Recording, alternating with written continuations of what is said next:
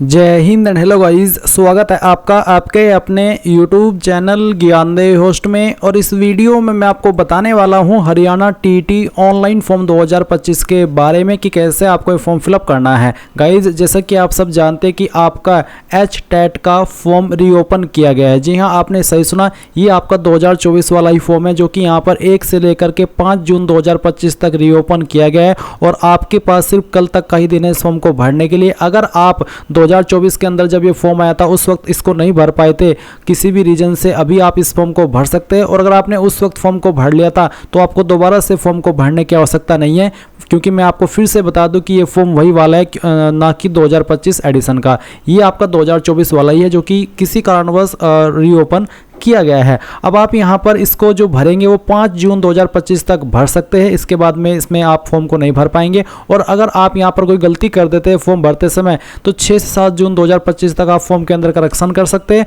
और फिर आपकी जो एग्जाम डेट है वो 26-27 जुलाई 2025 रखी गई है। किस लेवल पर अप्लाई करने के लिए क्या क्वालिफिकेशन चाहिए और क्वालिफिकेशन में क्या क्या विकल्प आपके पास रहेंगे वो भी आप देख सकते हैं। फीस की इन्फॉर्मेशन भी आपको यहाँ पर कैटेगरी वाइज बहुत ही अच्छे से दी है। आप देख सकते हैं कि सिंगल पेपर पर अगर आप जनरल, ओबीसी या फिर अदर स्टेट है तो कितनी फीस पे करनी है, SCPH को कितनी करनी होगी, डबल पेपर पर कितनी और ट्रिपल पेपर पर कितनी, तो सभी इन्फॉर्मेशन आपको यहाँ पर दी गई है। तो ये सभी इन्फॉर्मेशन चेक करने के बाद आप इंपॉर्टेंट लिंक के सेक्शन में आएंगे और अप्लाई लिंक ओपन करेंगे। देन आपके सामने अप्लाई पोर्टल आ जाएगा जहाँ से आपको फॉर्म को फिल करना है। अब यहाँ पर आ जाने के बाद में आप यहाँ पर देखेंगे लॉगिन का एक लिंक दिया है, आपको इसके ऊपर क्लिक करना होगा। जैसे आप इसके ऊपर क्लिक करेंगे इस तरह का इंटरफेस आएगा जहां पर आपको लॉगिन करने को बोला जा रहा है। बट गाइज, क्योंकि आप इस पोर्टल का इस्तेमाल करके पहली बार फॉर्म भर रहे हैं तो आपका अकाउंट अभी नहीं बना हुआ है। आपको पहले अकाउंट क्रिएट करना है और उसके बाद में फॉर्म को भरना है। तो इसके लिए आप यहां पर नॉट हैविंग अकाउंट रजिस्टर इसके ऊपर क्लिक करेंगे। अब आपका जो भी नाम है पूरा नाम आप यहां पर 10th के सर्टिफिकेट के अकॉर्डिंग भरेंगे। फिर जो आपका फादर नेम है वो आप यहां पर डाल देंगे।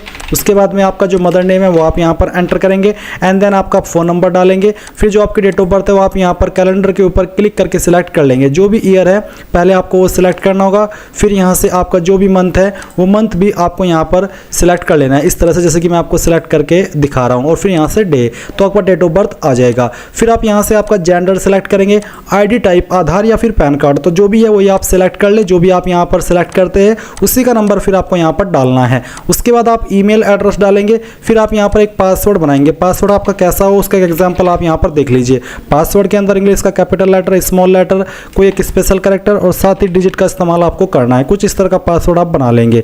फिर ये जो जानकारी आपने भरी है इन सभी को डबल चेक करेंगे, क्योंकि बाद में एडिट का मौका नहीं मिलेगा। जब आपको लगे कि यहाँ सभी जानकारी बिल्कुल सही है तब आप रजिस्टर के ऊपर क्लिक करेंगे। अब गाइज, आपके नंबर के ऊपर एक OTP गया होगा, वो OTP आप यहाँ पर डाल करके कंटिन्यू कर दीजिए। और कंटिन्यू करने के बाद में आपको आपका रजिस्टर नंबर देखने को मिलेगा।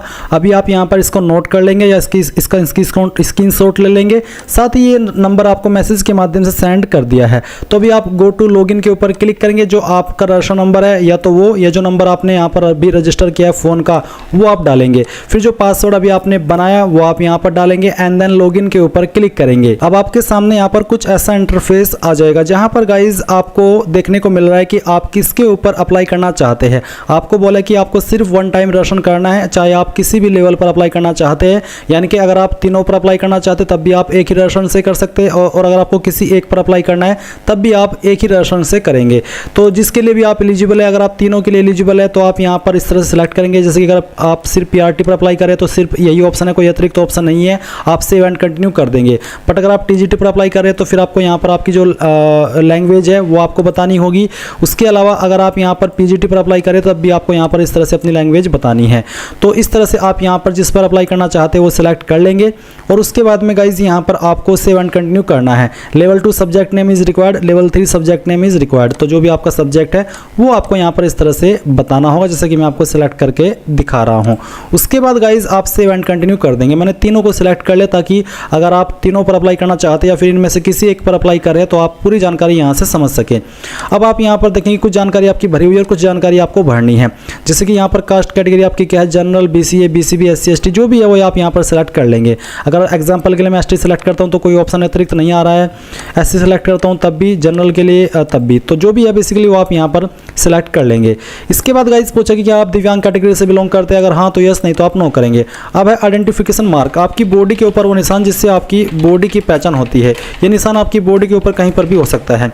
तो अगर आपकी बॉडी के ऊपर कोई परमानेंट निशान नहीं है तो आप यहाँ पर नो मार्क लिख सकते हैं। टाइप ऑफ एरिया, आप जिस एरिया से है वो ग्रामीण है या फिर शहरी है, जो भी है वो आप सेलेक्ट कर लीजिए। इसके बाद में पूछे हरियाणा डोमिसाइल, क्या आप हरियाणा के स्थायी निवासी है, अगर हाँ तो यस, नहीं तो आप नो करेंगे। फिर जो आपकी होम डिस्ट्रिक्ट है वो आपको सेलेक्ट कर लेनी है। फिर कहा है कि the candidate must note that the examination city of their preference choice will be allotted as per availability of capacity in the city of examination, यानी कि जो आपको यहाँ पर आप एग्जाम सेंटर की प्रेफरेंस दे रहे हैं उसके बाद भी आपको एग्जाम सेंटर इस आधार पर ही दिया जाएगा कि अगर वो सिटी में सीट अवेलेबल है तभी आपको मिलेगी, अन्यथा किसी दूसरी सिटी में भी आपको आपका एग्जाम सेंटर मिल सकता है जो सिटी आप सेलेक्ट कर रहे हैं उसके अलावा।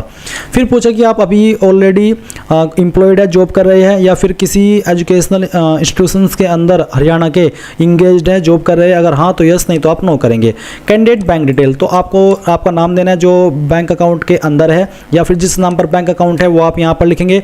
IFSC कोड डालेंगे जो कि बैंक की पासबुक के ऊपर मिल जाएगा, अकाउंट नंबर डालेंगे और बैंक का नाम डाल देंगे। फिर नीचे की तरफ आएंगे, यहाँ पर आपको आपका फोटो अपलोड करना है जिसका साइज 50 KB से कम रहना चाहिए। तो अपलोड फाइल के ऊपर क्लिक करें, जहाँ पर फोटो फाइल है सिलेक्ट करें। जैसे कि एग्जांपल के लिए मैं फोटो सेलेक्ट करता हूँ, ओपन करता हूँ। इसके बाद में गाइज यहाँ पर आपको आपका सिग्नेचर अपलोड करना है सेम वे में, जहाँ पर साइन की फाइल है सिलेक्ट कर लीजिए। फिर यहाँ से ओपन कीजिए। उसके बाद में आपको लेफ्ट थंब इमेज यानी कि बाएं अंगूठे का निशान अपलोड करना है, तो जहाँ पर भी थंब इंप्रेशन है वो आप यहाँ से सेलेक्ट कर लीजिए। उसके बाद में यहाँ से आपको इसको ओपन करना है, इस तरह से फाइल नेम आ जाएगी। अब आप सेव एंड कंटिन्यू इसके ऊपर क्लिक करेंगे। अब यहाँ पर आपके सामने क्वालिफिकेशन की जानकारी आ चुकी है। तो गाइज सबसे पहले सेकेंडरी यानी कि 10वीं की इन्फॉर्मेशन भरेंगे। 10वीं का रोल नंबर क्या था वो आप यहाँ पर डालेंगे।